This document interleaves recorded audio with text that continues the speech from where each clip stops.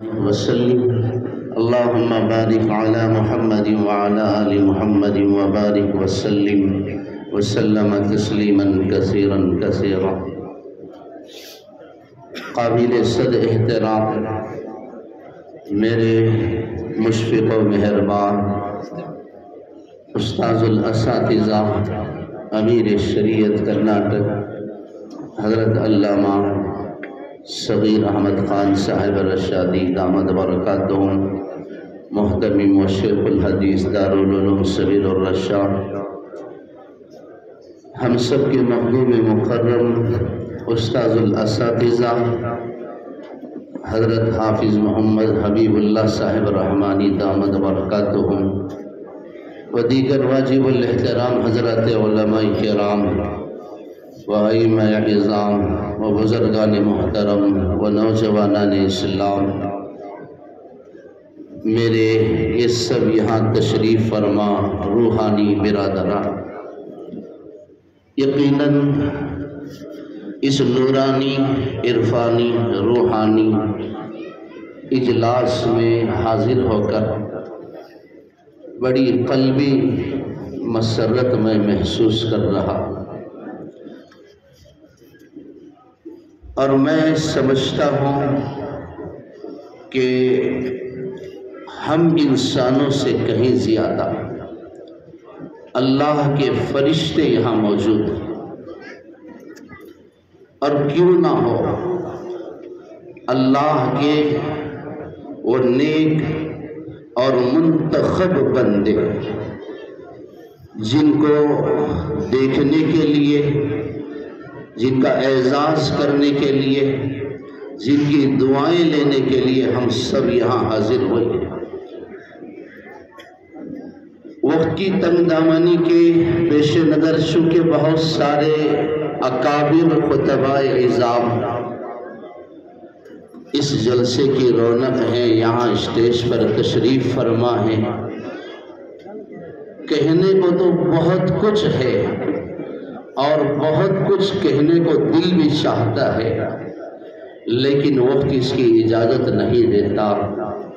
بڑے خوش نصیب ہیں خود یہ حفاظ اور ان کے اساتذہ کرام اور ان کے والدین۔ آج یقیناً اللہ تبارک و تعالیٰ نے ان بچوں کو اور آپ والدین کو کائنات کی سب سے بڑی دولت سے مالا مال فرمائے۔ قرآن اس کی گواہی دیتا ہے، وَمَن يُؤْتَ الْحِكْمَةَ فَقَدْ أُوتِيَ خَيْرًا كَثِيرًا۔ علم سے بڑھ کر، قرآن سے بڑھ کر، دین اسلام سے بڑھ کر کائنات میں کوئی اور نعمت نہیں ہے۔ قرآن اس کی گواہی دیتا ہے، ابو البشر سیدنا آدم علیہ السلام کو اللہ تعالیٰ پیدا فرما کر سب سے پہلی نعمت جو اللہ نے آدم علیہ السلام کو عطا فرمائی وہ مال کی نعمت نہیں تھی، وہ وحدے اور منصب اور اقتدار اور دیگر کسی اور چیز کی وہ نعمت نہیں تھی۔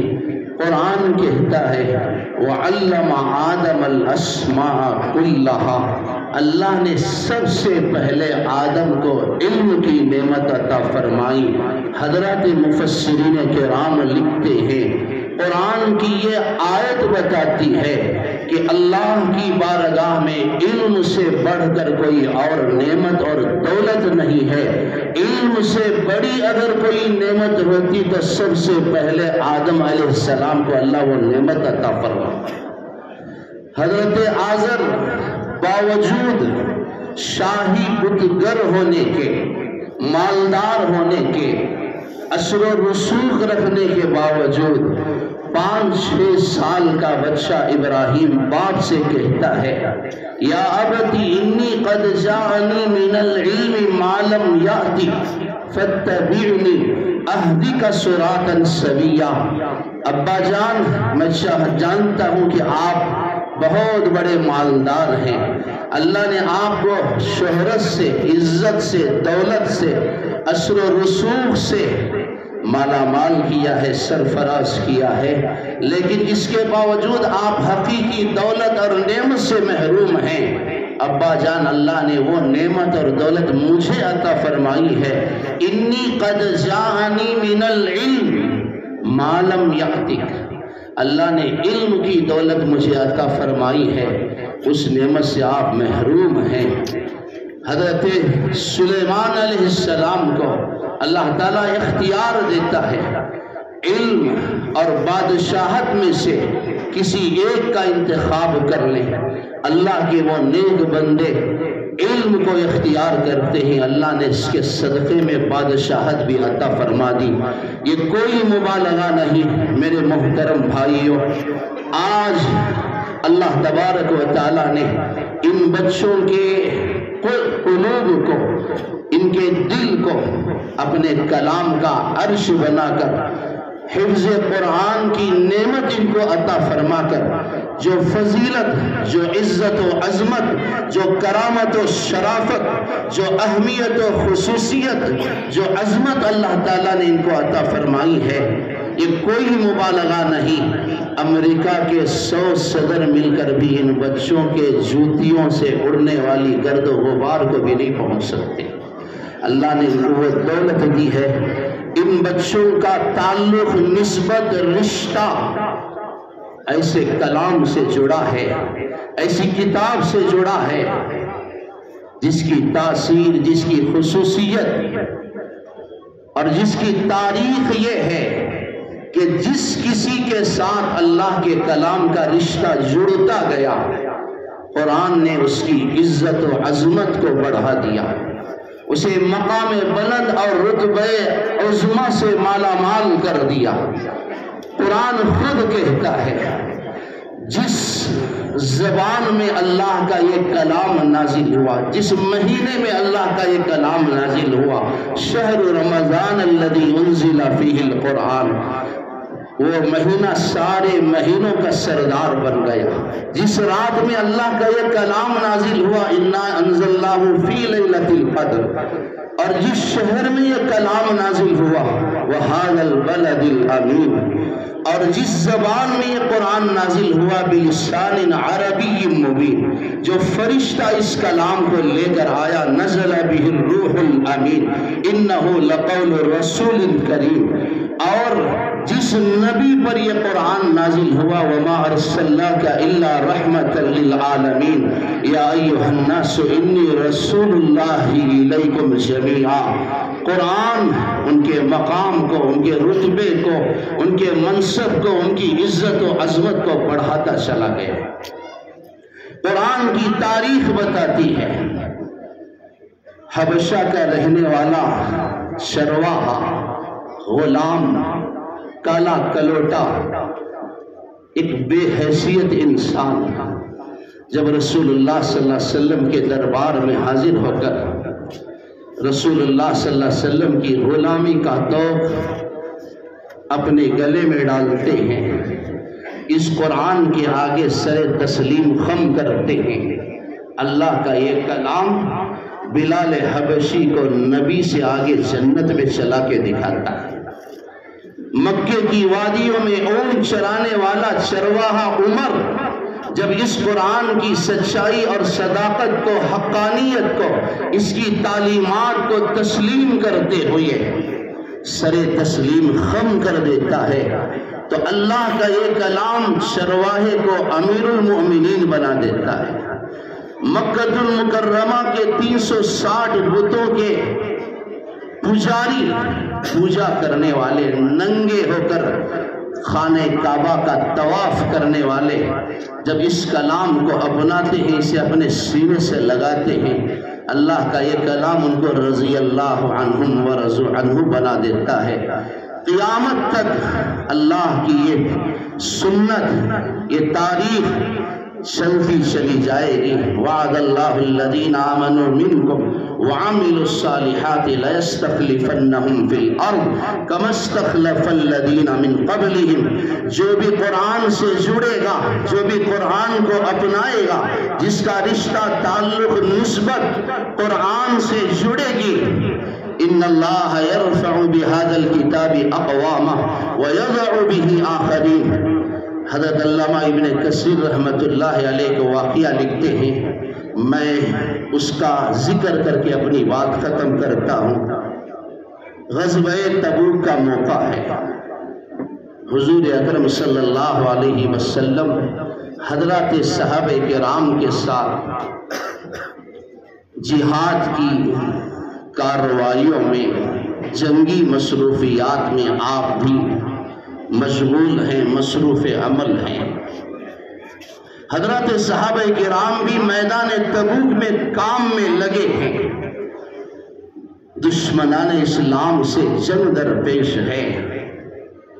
دن کا موقع تھا، اچانک حضرات صحابہ کرام کو محسوس ہوا کہ سورج کی کرنوں میں، اس کی شعاؤں میں، اس کے نور، اس کی روشنی اور اجالے میں اضافہ ہو رہا ہے۔ دیکھتے ہی دیکھتے سورج کا اجالا بڑھتا چلا گیا۔ حضرات صحابہ کرام بہت پریشان ہوئے، دوڑے ہوئے حضور اکرم صلی اللہ علیہ وسلم کی خدمت میں حاضر ہوئے۔ یا رسول اللہ صلی اللہ علیہ وسلم، اچانک سورج کو کیا ہوا؟ اذا الشمس كورت واذا النجوم انكدرت اذا السماء انفطرت۔ کیا کہیں قیامت تو قائم نہیں ہو گئی؟ کہیں سور تو نہیں پھونکا جائے گا؟ اچانک یہ کیا ہو رہا ہے؟ سورج کی روشنی اور اجالے میں اتنا اضافہ کیوں ہے؟ سورج کہیں پھٹ نہ جائے۔ حضور اکرم صلی اللہ علیہ وسلم بھی دیکھتے ہیں سورج کا اجالا بڑھ رہا ہے، آپ بھی بڑے تعجب اور حیرت سے دیکھنے لگے۔ اچانک حضرت جبرائیل علیہ السلام حاضر خدمت ہوئے۔ الصلاۃ والسلام علیک یا رسول اللہ۔ جبرائیل، کیا قصہ ہے؟ کیا قیامت قائم ہو گئی؟ اچانک سورج کی روشنی اور اجالے میں اضافہ کیوں ہے؟ غور کرنا اور اس واقعے پر فکر کرنا، عبرت کی نگاہ سے، عبرت کے کانوں سے اسے سننا۔ حضرت جبرائیل علیہ السلام عرض کرنے لگے، یا رسول اللہ صلی اللہ علیہ وسلم، یہ سورج کی کرنوں کی روشنی، اجالا اس کا نور نہیں ہے۔ دراصل مدینہ المنورہ میں آپ کے ایک معذور صحابی، آپ کے ایک لنگڑے غلام حضرت معاویہ بن معاویہ لیثی رضی اللہ تعالی عنہ کا انتقال ہوا ہے۔ یا رسول اللہ صلی اللہ علیہ وسلم، آپ کے اس معذور صحابی اور آپ کے اس غلام کی نماز جنازہ پڑھنے کے لیے اللہ تبارک و تعالیٰ نے 70,000 فرشتوں کو اتارا ہے۔ یہ فرشتوں کے نزول کا نور ہے، یہ فرشتوں کے اترنے کا اجالا ہے۔ رشک کرنے لگے، 70,000 فرشتے معاویہ بن معاویہ لیثی کی نماز جنازہ پڑھنے کے لیے آئے ہیں۔ بڑے ادب کے ساتھ پوچھا، عرض کرنے لگے، یا رسول اللہ صلی اللہ علیہ وسلم، کیا آپ بھی ان کی نماز جنازہ پڑھنا چاہتے ہیں؟ کیا آپ بھی ان کے جنازے میں شرکت کرنا چاہتے ہیں؟ جبرائیل، جب آسمان سے فرشتے آئے ہیں، جب آسمان کی بلندیوں سے تم آئے ہو، میں روئے زمین پر رہ کر ان کی نماز جنازہ اور ان کے دیدار سے کیوں محروم رہوں؟ میں بھی معاویہ بن معاویہ لیثی کی نماز جنازہ پڑھنا چاہتا ہوں۔ حضرت جبرائیل علیہ السلام نے پر مارا، زمین سکڑتی، سمٹتی، لپٹتی چلی گئی، اور دیکھتے ہی دیکھتے معجزانہ طور پر حضرت معاویہ بن معاویہ لیثی رضی اللہ عنہ کا جنازہ سامنے آ گیا۔ حضور اکرم صلی اللہ علیہ وسلم صفوں کو تیار فرماتے ہیں۔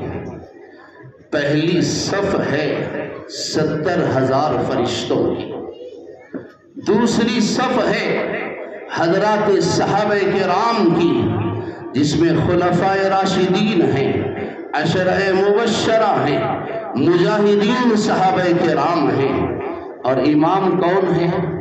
امام الانبیاء صلی اللہ علیہ وسلم۔